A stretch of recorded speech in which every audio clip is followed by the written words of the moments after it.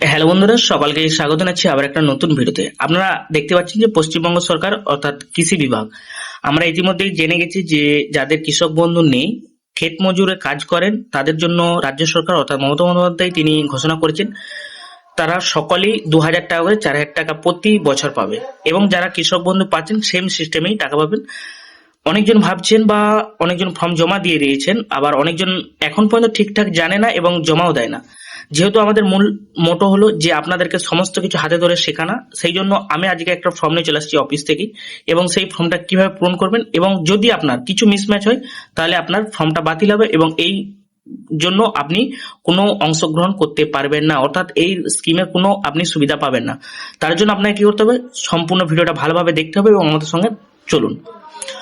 চলুন তাহলে প্রথম থেকে ভিডিওটা স্টার্ট করে দিই। দেখতে পাচ্ছেন এখানে লেখা আছে পশ্চিমবঙ্গ সরকার কৃষি বিভাগ, অর্থাৎ পশ্চিমবঙ্গ সরকার কৃষি বিভাগ থেকে অ্যাপ্লিকেশন ফর্ম, অর্থাৎ এখানে লেখা আছে দেখছেন ভূমিহীন ক্ষেত মজুরদের জন্য বার্ষিক অর্থ সহায়তা প্রকল্পের নাম, নথিভুক্ত আবেদনপত্র। এখানে আপনি ভালোভাবে বুঝতে পারলেন যে কোন সম্পর্কে। এখানে দেখছেন পার্সোনাল ডিটেলস অর্থাৎ ব্যক্তিগত তথ্য, নাম অর্থাৎ যার নাম অর্থাৎ যার নামে আবেদন করছেন তার 18 বছর উপর হতে হবে এবং ভোটার কার্ড, আধার কার্ড এগুলো সবই থাকতে হবে। তার জন্য আপনাকে কি করতে হবে, এখানে নেম অর্থাৎ ক্যাপিটাল লেটারে আপনাকে লিখতে হবে, এখানে নামটা আপনাকে ক্যাপিটাল লেটারে লিখে দিতে হবে। তারপরে রেসিডেন্সিয়াল অ্যাড্রেস অর্থাৎ বাসস্থানের ঠিকানা, গ্রামটা আপনার এখানে গ্রাম যেমন লেখা আছে এখানটাতে গ্রাম লিখতে হবে, এখানে ব্লক লিখতে হবে, এখানে পিনকোড, এখানে পিনকোড, এরকম করে আপনাকে যেগুলো আছে এগুলো সব পূরণ করে নিতে হবে। তারপর আপনাকে কি করতে হবে, এখানে ফাদার্স বা হাজবেন্ড, পিতার নাম অর্থাৎ ফাদার্স বা হাজবেন্ড যিনি যারা করছেন তার নাম অনুসারে এখানটাতে লিখে দিতে হবে ফাদার্স বা হাজবেন্ডের নাম। এই সাইডে যেখানটা কালো লেখা আছে না, এর উপরে আপনাকে কিন্তু লিখতে হবে। তারপর আপনাকে এখানে ডেট অফ বার্থ অর্থাৎ জন্ম তারিখ এখানটাতে লিখতে হবে, এবং যখন জন্ম তারিখ লিখছেন অর্থাৎ 1/4/2026 অনুসারে যত বছর বয়স সেই অনুসারে আপনাকে এখানটাতে বয়সটা লিখে দিতে হবে। তারপর এখানে কি করতে হবে, জেন্ডার অর্থাৎ যদি পুরুষ হয় পুরুষ, মহিলা হলে মহিলা, আদার্স হলে আদার্স বা জেনারেল। তারপর এখানে কি করতে হবে, শ্রেণী অর্থাৎ কাস্ট, যদি জেনারেল হয় জেনারেল, যদি এসসি হয় এসসি, তারপর এসটি ওবিসি, যেটা হবে আপনার সুবিধা মতো জেনারেল করছেন তার অনুসারে। তারপর এখানে আধার নম্বর অর্থাৎ আধার কার্ড নম্বর ম্যান্ডেটরি, অবশ্যই আধার কার্ড লাগবে। তার আগে আপনাকে এখানে মোবাইল নম্বর দেখি লিঙ্কড উইথ ব্যাংক, অর্থাৎ ব্যাংকের সঙ্গে যে মোবাইল নম্বরটা দিয়ে আছে অবশ্যই সেই মোবাইল নম্বরটা আপনাকে এখানটাতে লিখে দিতে হবে। তারপর আধার কার্ড, তারপর এখানে ভোটার কার্ডটা কিন্তু অপশনাল, অবশ্যই আপনি ভোটার কার্ডটা দিতেও পারেন না দিতেও পারেন, তবে অবশ্যই ভোটার কার্ড গ্রহণযোগ্য, কারণ ভোটার কার্ডটা আপনাকে দিতে হবে। কিন্তু এখানে দেখতে পাচ্ছেন অপশনাল লেখা আছে, কিন্তু আধার কার্ড ম্যান্ডেটরি, এখানে আধার কার্ডটা দেখতে পাচ্ছেন ম্যান্ডেটরি লেখা আছে, অবশ্যই আধার কার্ডটা লাগবে, ভোটার কার্ডটা কিন্তু অপশনাল দেওয়া আছে। তারপর এখানে ব্যাংকের তথ্য, এবং ব্যাংক তথ্যের জন্য ব্যাংকের name as per bank account নাম অনুসারে যে নামটা আছে সেই নামটা এখানটায় লিখতে হবে আপনাকে। তারপর এখানে অ্যাকাউন্ট নম্বর, তারপর আইএফএসসি কোড, তারপর এখানে আপনাকে ব্যাংক নেম শাখা অর্থাৎ ব্যাংকের নাম, এখানে আপনাকে ব্যাংকের নামটা দিতে হচ্ছে, ব্যাংকের নাম আপনাকে এখানটা যেটা বলুন ব্যাংকের নাম এখানটা লেখার দরকার নেই, আপনাকে সর্বপ্রথম এখানে অ্যাকাউন্ট নম্বর, তারপর আইএফএসসি কোড, তারপর এখানে ব্যাংকের নাম, এখানে ব্রাঞ্চ অর্থাৎ যেখানে শাখা, আপনার যে শাখার নাম সেই শাখা, এখানে সেভিং যদি হয় সেভিং এবং কারেন্ট অ্যাকাউন্ট, আপনি কিন্তু দুটো অ্যাকাউন্টে এখানে দিতে পারবেন, সেভিং অ্যাকাউন্টও দিতে পারবেন এবং কারেন্ট অ্যাকাউন্টও আপনি এখানে ইনপুট করতে পারবেন। তারপর উইথ ফটোগ্রাফ ব্যাংক পাসবুক অর্থাৎ পাসবুক সহ ব্যাংকের বই এখানে আপনাকে দিতে হবে বা ক্যান্সেল চেক, আপনি যে কোনো একটা দিতে পারবেন এবং সেটাকে অ্যাটাচ করতে হবে, অর্থাৎ এই ডকুমেন্টসের সাথে বা এই ফর্মটার সঙ্গে আপনাকে অ্যাটাচ করে দিতে হবে ব্যাংকের পাসবইয়ের বা চেক। যদি আপনি কারেন্ট অ্যাকাউন্ট দেন তাহলে আপনাকে অবশ্যই ক্যান্সেল চেক দিতে হবে, আর যদি সেভিং অ্যাকাউন্ট দেন তাহলে আপনার ব্যাংকের পাসবই যেহেতু আছে সেহেতু পাসবইটা আপনাকে দিতে হচ্ছে। তারপর আপনাকে কি করতে হবে, এখানে দেখতে পাচ্ছেন নমিনি অর্থাৎ নমিনি ডিটেলস দিতে হবে, এখানে নমিনি ডিটেলসের নাম, নমিনি ডিটেলসের এখানটা নাম দিতে হবে, এবং রিলেটিভ উইথ অ্যাপ্লিকেন্ট অর্থাৎ আবেদনকারীর সঙ্গে নমিনির কি সম্পর্ক সেটা আপনাকে লিখতে হবে, আর নমিনি ফাদার্স বা হাজব্যান্ড নেম, নমিনি যারা করছেন তার ফাদার্স নেম কিংবা হাজব্যান্ড নেম দিতে হবে। এখানে ডেট অফ বার্থ অর্থাৎ নমিনি যারা করছেন তার ডেট অফ বার্থ দিতে হবে, এখানে বয়স অর্থাৎ 1/4/2026 পর্যন্ত বয়স কত, এবং এখানে আরেকটা বিষয় আছে nominee of name of guardian, যদি আপনার নমিনির অভিভাবকের নাম অর্থাৎ নমিনির অভিভাবকের নাম যদি আপনার 18 বছরের নিচে হয় তাহলে এখানটাই লিখতে হবে।